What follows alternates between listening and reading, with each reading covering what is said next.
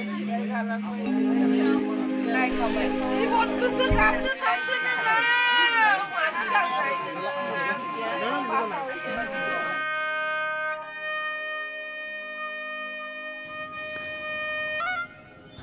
सानजौफुनि 2 रिंगासो समाव ना गुरबाय थानाय समाव हरखाबै पद्मनि खेरखातारिया सारअन्थाइ गावजानानै जिउ खोमानो गोनां जादोंमोन।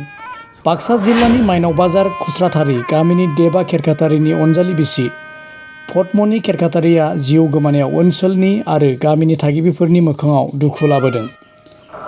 बे मोनसे समावनो देब खेरखातारि बिथांनियावबो सारअन्थाइ नांनानै एसे जोखोम जादों होननानै मोनथिनो मोननाय जादों। जाथायखौ मिन्थिनानै कख्लाबारि बियाबनि UPPLनि बिजाथि मन्टु बर'आ दुखुथिया नखरफोराव फैनानै खौरां लाफैदों।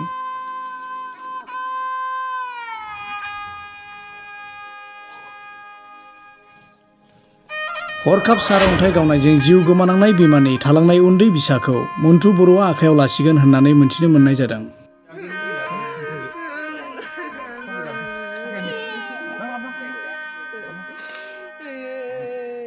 थारैनो जोबोद दुखुनांथाव।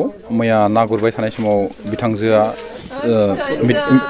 पद्मनि खेरखातारि बिथाङा मिथिंगायारि जि जाथाय सारअन्थाइ गावनाय बे सारअन्थाइ गावनायजों जोखोम जानानै रुंसारि जालांबाय आरो लोगो लोगोनो बिथांनि फिसायाबो मोनसे जायगायाव खामानि मावबाय दंमोन। बिथाङाबो एसे दुखु मोनदों होननानै जों मिथिना मोनदों। नाथाय बिथाङा दा मेडिकेलाव थांदों।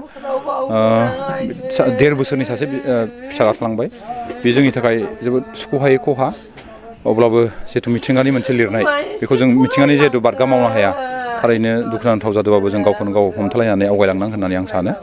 आरो न'खरनि जिखिनि दुखु दाहाफोर बेजों लोगोसे आं बाहागो लानानै उननि समनि जिखिनि हाबाफारि बे हाबाफारिखौ जों मावलांगोन होननानै आं सानदों।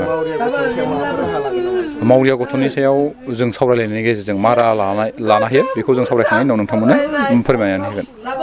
गोजोन्थों।